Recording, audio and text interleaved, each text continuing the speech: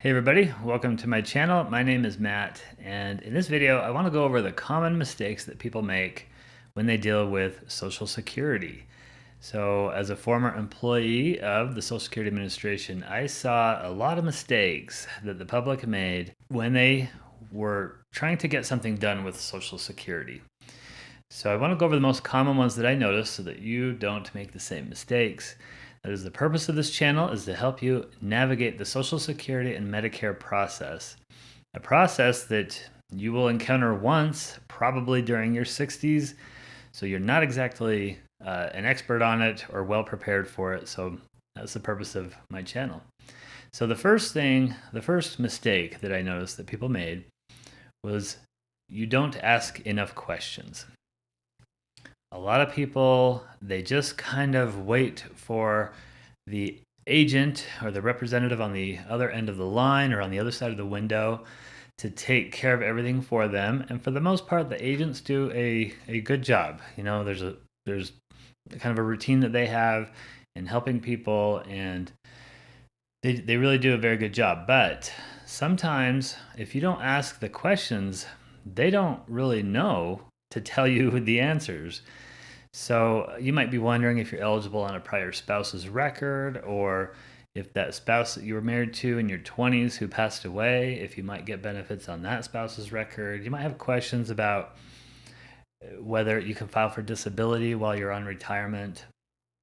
There are a lot of things that the agent might not think to tell you about if they have no idea what your situation is. So that's the first thing, is do not be afraid to ask questions. Even if you think it might sound kind of dumb, you should ask questions if it's on your mind. And I would encourage you to write them down in a notebook so that you're prepared when you do talk to an agent. The second thing is that you don't give enough information. So this is a little similar to the first one, but sometimes what's happening is the Social Security agent is asking you questions to find out your exact situation and scenario, because they have the rules in their mind and they're kind of playing out the scenarios and your options and things like that. And sometimes you give answers that you think the person might want to hear or that you think might benefit you, but you're not giving all of the information. That can be a little bit of a problem for a couple of reasons. First of all, you don't know the rules. Okay, so you might not be giving some material information that the caseworker needs to either get you some more benefits or get somebody else some more benefits or whatever. So there's a lot that goes on there. The second thing is, if you're really bad about it and really egregious about not giving complete information, it can actually be considered lying. So let me give you an example here. Let's say you get a pension from another country.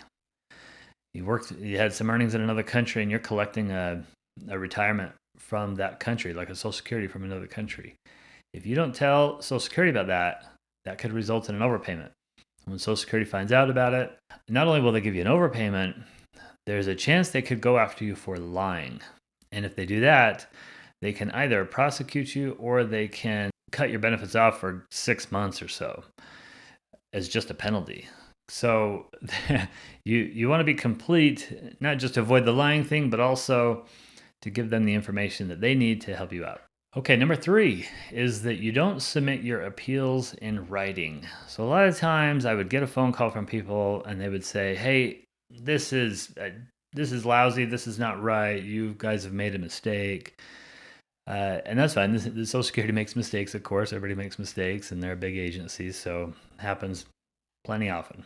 They have a process built in for that, and that is you can file an appeal on virtually any decision they make. So the appeal has to be filed within 60 days of the date of the letter that you received, and it has to be in writing. The appeal, you cannot just call in and argue with the person on the phone about why Social Security is wrong. You have to submit an appeal in writing. It doesn't have to be anything fancy. They have a form called the SSA 561 that you can fill out, but you don't even need to do that. You can just write it out on a piece of paper, write out what you disagree with, and sign it, put your Social Security number on there, and send it to your local office. So for them to do anything with it, it has to be in writing. Number 4 is you don't call early enough. So you don't start the process early enough. So Social Security has something called a protective filing date.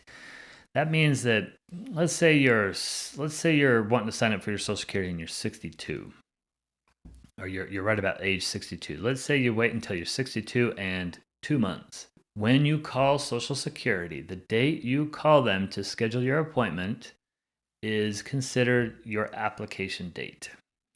They can only, even if the appointment is a month out, okay, that they'll still consider your call date your application date. And they can only start your benefits in the month of your application date, usually. So, where people miss out on benefits here is they just wait too long to call. So, the general rule of thumb here is if you're thinking about signing up for Social Security at 62, you should call about 2 to 3 months in advance of turning 62. If you are a widow or widower, so if you had a spouse that passed away at some point, you should call Social Security a couple of months before you turn 60 to make sure that you're protected.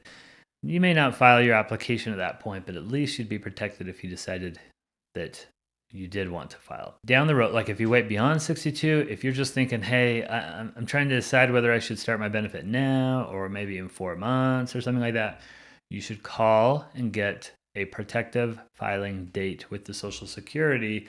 It just holds it as a placeholder for 6 months and gives you 6 months to make up your mind. If you file your application within those 6 months, then you can go retroactive back to the date you called Social Security. Okay, the fifth mistake that people make when dealing with Social Security is you're rude to the caseworkers. Okay, now this is not me being overly sensitive as a former employee. This is me giving you some practical advice here. I didn't really care if people were rude to me. I just stood up to them. But if you are rude to your caseworker, here's the problem. If they have some information to give you that could help you, do you think they're likely to give it to you if you're treating them like dirt? No.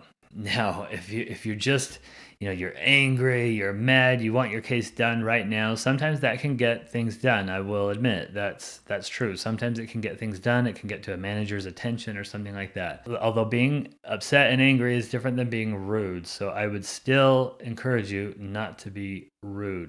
The Social Security workers, the Social Security system is run by human beings. So if you're going to treat them like dirt, it's unlikely that they're going to go the extra mile for you. You get farther in life and with Social Security by treating people with respect. It doesn't mean that you should be walked all over by the Social Security Administration, not by any means. You still need to fight for yourself and all that, but you don't need to be rude and insult the workers and treat them like trash. Okay, and then the final thing here, seventh thing is you call too often or you don't call enough. So I saw a lot of this both ways. So if you call in and the caseworker says, look, the system just wouldn't take it and we had to send it to the payment center.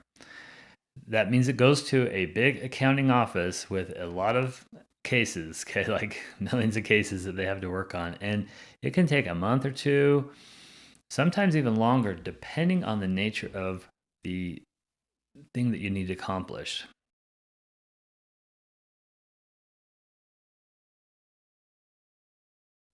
If it's not super high priority in the agency's eyes, it could actually take up to a year to process.